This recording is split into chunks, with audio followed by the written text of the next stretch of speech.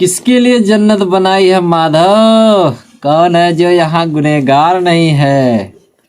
यार सब लोग गुनहगार है दोस्त, चाहे वह छोटा हो या बड़ा। गुनाह तो सबने किया है और उस गुनाह को धोने का मतलब पापों को क्षमा करने का मंत्र किसी को नहीं मालूम है। क्यों नहीं मालूम है? कि आप लोग देखते ही नहीं। आइए मैं बताता हूँ। आज हम में से सब लोगों ने पाप किया है, लेकिन अपने पाप को क्षमा करने का अधिकार किसी के पास नहीं है। क्यों नहीं है? क्योंकि हम जानते ही नहीं है। हमारे पापों को क्षमा करने का अधिकार सिर्फ सर्वशक्तिमान परमेश्वर के पास है, और जिससे हम लोग हाथ जोड़ के प्रार्थना कर सकते हैं, वचन को पढ़ सकते हैं, विनती कर सकते हैं, तब जाके हमारे पाप क्षमा हो सकते हैं। अब अभी ऐसा नहीं कि हे प्रभु मेरे पाप क्षमा कर दे, हे प्रभु मेरे पाप क्षमा कर दे, हे प्रभु मैंने जो गलतियां की है माफ कर दो। ऐसा नहीं होता है दोस्त। अगर ऐसा होता तो आज के समय में सब लोग चंगे होते, सब पापी नहीं होते, सबके पाप क्षमा हो जाते।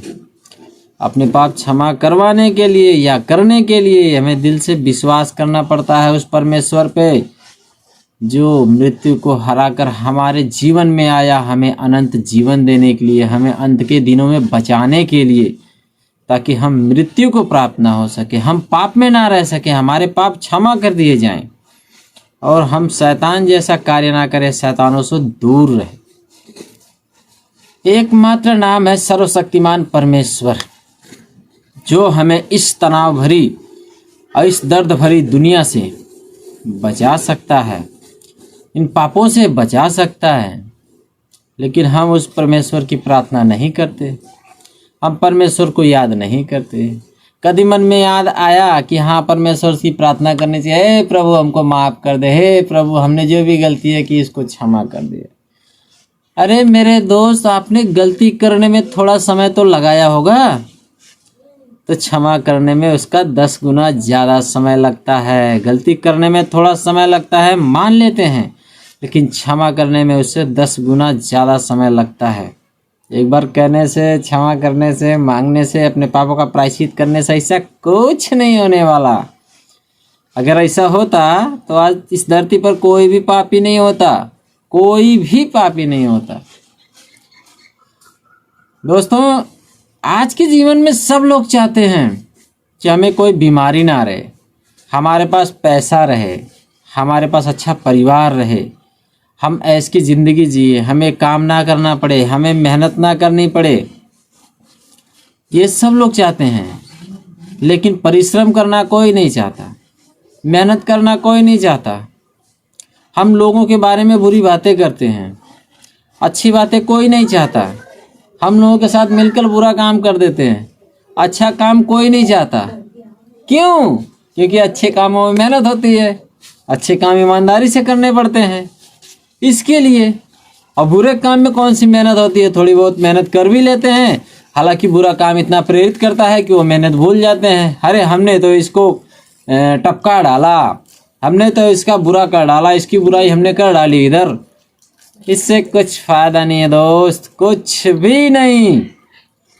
बस तुम अपने आप को बेवकूफ़ बना रहे हो, अपने मन को बेवकूफ़ बना रहे हो, उस परमेश्वर को नहीं, क्योंकि वह सब देखता है।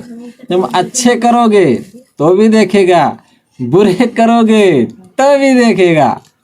परमेश्वर सब देखता है। इसके लिए मैं कहता हूँ दोस्त, अच्छे काम करो, लोगों के साथ अच्छा व्यवहार करो, अपने दिल को नम्र रखो और अपने दिल से प्यार करो, उसमें प्रेम भरो, उसमें मोहब्बत भरो, उसमें दया भरो और माफ़ करना सीखो। क्यों? क्योंकि हम भी परमेश्वर से यही उम्मीद करते हैं कि हे प्रभु हमको माफ़ कर दे।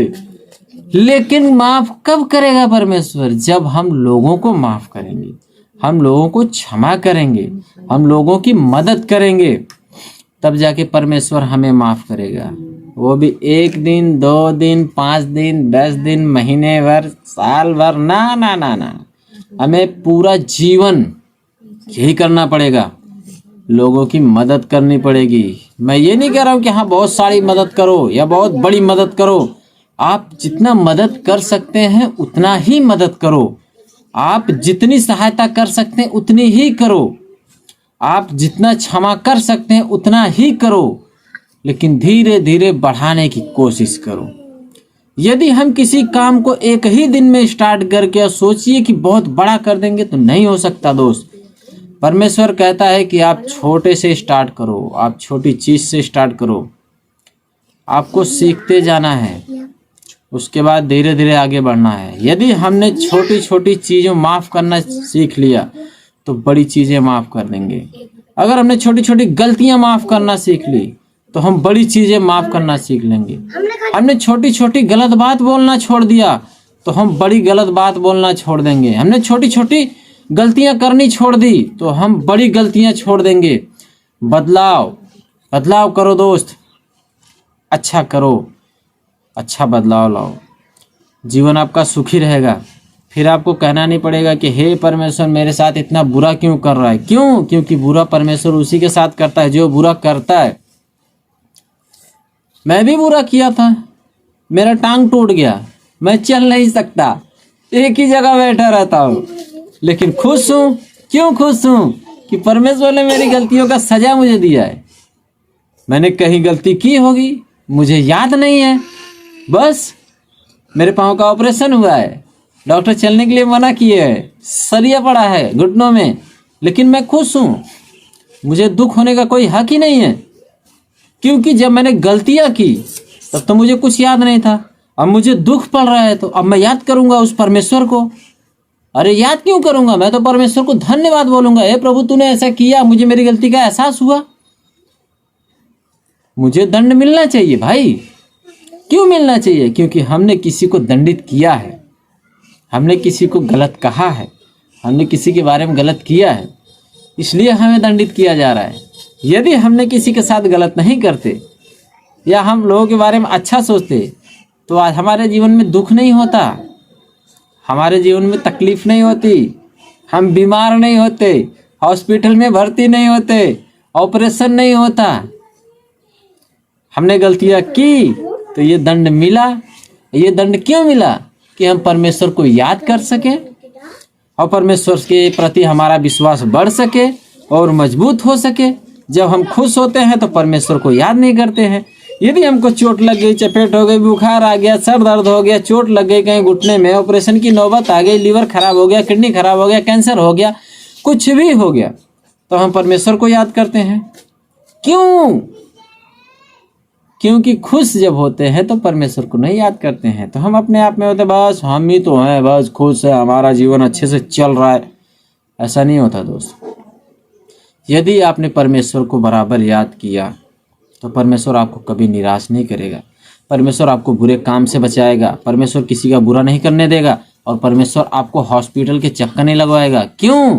क्योंकि आपने अच्छा काम किया है, आपने बुरा काम नहीं किया है। तो दोस्तों मैं यही कहना चाहूँगा, यदि आपके पास दुख है तो उस परमेश्वर से कहिए कि हे परमेश्वर इस दुख से निकाल मुझे। यदि आपके पास तकलीफ है तो उस परमेश्वर को बताइए कि हे परमेश्वर इस तकलीफ से बचा मुझे। यदि आप कहते हैं परमेश्वर का रोज प्रार्थना करते हैं, परमेश्वर की स्तुति करते हैं, रोज अपनी बातों को परमेश्वर को बताते हैं, तो परमेश्वर आपको हर चीज से बचाएगा, सारी दुख से बचाएगा, आपको गलती नहीं करने देगा। आपके पास पैसे भी होंगे, आपके पास उतना बड़ा दिल होगा कि लोगों की मदद कर पाएंगे, और आपके पास इतना बड़ा दिल होगा कि आप परमेश्वर के प्रति बहुत भारी विश्वास कर पाएंगे, जो विश्वास कभी टूटे ना। तो आपको इसके लिए परमेश्वर से कहना पड़ेगा। हमें हर चीज़ चाहिए, हमें कुछ चाहिए होता है, हमें गाड़ी लेनी होती है तो हम कहते हे भगवान मेरी गाड़ी आ जाए, परमेश्वर हे प्रभु मेरी गाड़ी आ जाए, तब तो हम याद करते हैं। गाड़ी में बैठते हैं तो हम परमेश्वर को भूल जाते हैं। ऐसा नहीं करना चाहिए, क्योंकि परमेश्वर गाड़ी दिया है, परमेश्वर गाड़ी छीन भी लेगा यदि हम परमेश्वर को उसमें हिस्सा ना दें तो। परमेश्वर ने हमें पैसा दिया है, परमेश्वर छीन भी लेगा यदि हम परमेश्वर को उसमें से भेंट ना दे तो।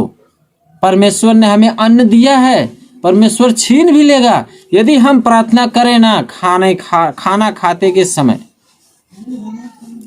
परमेश्वर ने तकलीफ दिया है, परमेश्वर छीन भी लेगा यदि हम परमेश्वर को बताएं ना। तो हम परमेश्वर से जो भी कहेंगे, जो भी बताएंगे, परमेश्वर उस बातों को सुनेगा। यदि आप 100 रुपये कमा रहे हैं तो उस 100 रुपये में से 10 रुपया परमेश्वर के नाम पे उसको दान करिए, लोगों की मदद करिए। यदि आपने 1 लाख रुपया कमाया है तो उसमें से 1000, 2000, 5000 जो भी आपसे बन पड़ता है उसको जरूर मदद में डालिए, जरूर मदद करिए। किसी गरीब आदमी की मदद करिए। अगर आपसे नहीं हो सकता तो आप ऐसी जगह पे दान दीजिए जहाँ गरीब लोग रहते हों। आपको कुछ करने की जरूरत ही नहीं है। यदि आप अपने हिस्से में परमेश्वर को हिस्सेदारी देते हैं तो परमेश्वर आपके साथ रहेगा। यदि आपके पास 1 लाख रुपया आ गया और आप सारा हथियार लिए, परमेश्वर को हमें नहीं देना है, तो परमेश्वर आपके साथ क्या करेगा?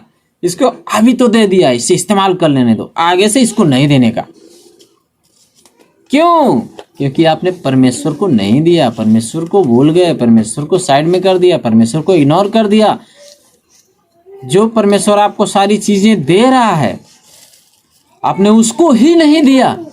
आपने ये नहीं सोचा कि यह किस वजह से आया, ये कहां से आया, किसके आशीर्वाद से आया, तो आप अगला स्टेप मिस कर देंगे। मेरे प्यारे दोस्त, मैं आपसे यही कहना चाहूँगा कि यदि आप परमेश्वर को अपना हिस्सेदारी बनाते हैं, अपना दोस्त बनाते हैं, अपना डॉक्टर बनाते हैं, अपना कुबेर बनाते हैं, तो परमेश्वर हर हाल में आपको खुश रखेगा, आपको कभी भी निराश नहीं होने देगा। परमेश्वर को याद करिए, क्योंकि हमें जीवन देने वाला प्रभु ही है। परमेश्वर अपना आशीर्वाद बनाया है तो हमारी सांसें चल रही हैं। यदि उसने आज नज़र ऐसे हटा ली तो सांसें रुक जाएंगी, फिर हम कुछ भी नहीं कर सकते। क्या लेके जाएंगे? आपका पैसा, रुपया, धन दौलत, गाड़ी, बंगला सब यहीं रह जाना है। आपको कुछ नहीं मिलना है। आपको जाना क्या है लेके? कुछ भी नहीं। अरे उस कब्र में तिजोरी भी नहीं है कि आप उस वहां डाल के लेके जा सकते हैं। तो स्वर्ग में अपनी तिजोरी बनाओ मेरे दोस्त, परमेश्वर के दिल में अपनी तिजोरी बनाओ, क्योंकि सारी चीजें यहीं रह जानी है। इस जिस शरीर पे हम लोग घमंड करते हैं ना, ये भी यहीं रह जाना है। हालत तो हमारी ऐसी हो जानी है कि कोई और ना उठाए तो हम अपने आप हिल नहीं सकते, अपने आप उठ नहीं सकते। ये परमेश्वर की देन है कि हमें परमेश्वर चला रहा है, हमें हर चीज से बचा रहा है। उसके बाद भी हम परमेश्वर को याद नहीं करते, हम विश्वास ही नहीं करते। क्यों नहीं करते? यही सबसे बड़ा फैक्ट है। यदि आप आज किसी की मदद करते हैं तो आप एक बार जरूर देखेंगे परमेश्वर तेरा धन्यवाद। लेकिन आप किसी के साथ बुरा करते हैं तो आपकी नज़र ऊपर नहीं जाती, या आपका दिल वहाँ नहीं जाता, या आपका दिमाग भी नहीं आपको बोलता है कि हाँ तू उसके साथ गलत कर रहा है। यही गलती है दोस्त, सबसे बड़ी गलती यही। हमें ऐसा नहीं करना चाहिए। तो मैं यही कहूँगा, आप लोगों से हाथ जोड़ कर विनती करूँगा कि आप लोग प्रभु को याद करिए, परमेश्वर को याद करिए, परमेश्वर से प्रेम करिए। इसमें परमेश्वर से सच्चा प्रेम करिए, सच्ची मोहब्बत करिए, उस प्रकार की जैसे कोई आदमी इस लड़की के लिए करता है, उस प्रकार से करता है, उस हद तक चला जाता है। आप वही मोहब्बत, वही प्रेम, वही प्यार परमेश्वर से करिए। देखिए जिंदगी आपकी पलट जाएगी, आपके सारे अंधकार प्रकाश में बदल जाएंगे, आपकी सारी बीमारियां चंगाई में बदल जाएंगी, आपके सारे आंसू मोती में बदल जाएंगे, आपका सारा दुख हीरे में बदल जाएगा। आपको इतना प्यार मिलेगा कि आप तकलीफ के लिए तरस जाएंगे, लेकिन तकलीफ से मुलाकात नहीं होगी कभी भी। बस वही सच्चा प्रेम करना है परमेश्वर से। और हाँ मेरे दोस्त, मैं लास्ट में एक चीज़ और आपसे कहना चाहूँगा। आप मेरे इस चैनल को लाइक करिए, शेयर करिए, सब्सक्राइब करिए। और हमारा परिवार बनकर हमारा साथ दीजिए। और इस वीडियो को शेयर करिए अपने दोस्त के पास, अपने भाई के पास, अपने रिश्तेदार के पास, ताकि वह भी परमेश्वर की उपस्थिति महसूस कर सकें, परमेश्वर को अपने जीवन में ला सकें, परमेश्वर के सत्य के मार्ग पर जा सकें। एक बात याद रखिए दोस्त, सत्य परेशान हो सकता है लेकिन पराजित नहीं होता। सत्य परेशान हो सकता है लेकिन कभी हारता नहीं। परमेश्वर आपको तकलीफ दे सकता है लेकिन कभी छोड़ेगा नहीं। चलिए, आप हमारे परिवार के हिस्से हैं, आप हमसे प्रेम करते हैं और हम मिलते हैं अगली वीडियो में। तब तक के लिए जय मसीह की।